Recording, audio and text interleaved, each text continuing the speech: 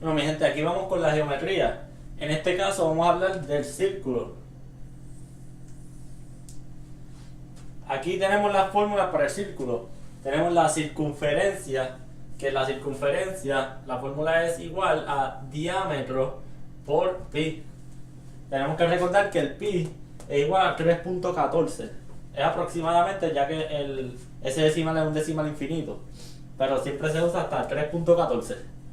Entonces, el área es igual a radio al cuadrado por pi. Vamos a ver qué es el radio y qué es el diámetro. Aquí tenemos un círculo. El diámetro es una línea que se tira, que cruza el círculo de esquina a esquina. Toda esa línea se llama diámetro.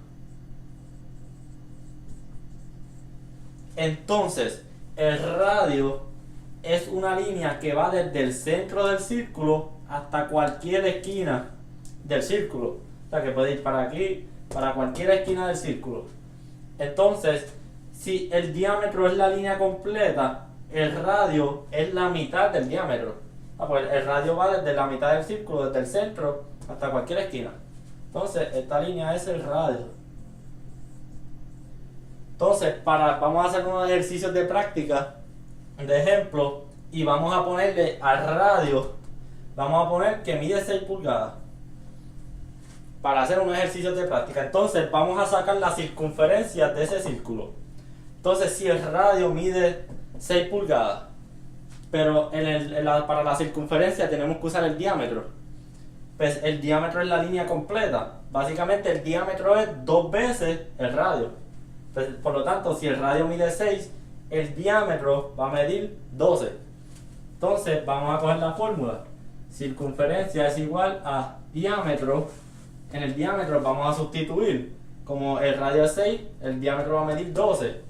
Pues donde está el diámetro vamos a poner la medida, que es 12. Entonces, donde está el pi, vamos a poner 3.14. Y ahora básicamente lo que tenemos que hacer es multiplicar 12 por 3.14. No voy a hacer la multiplicación, pero eso va a dar aproximadamente 37.68. Entonces, vamos con el área. El área nos dice radio al cuadrado por pi. Entonces ya tenemos que el radio mide 6 pulgadas. Pues entonces vamos a coger la fórmula, que es área es igual a radio. Como el radio mide 6, vamos a sustituirlo y por pi. Entonces vamos a poner 3.14.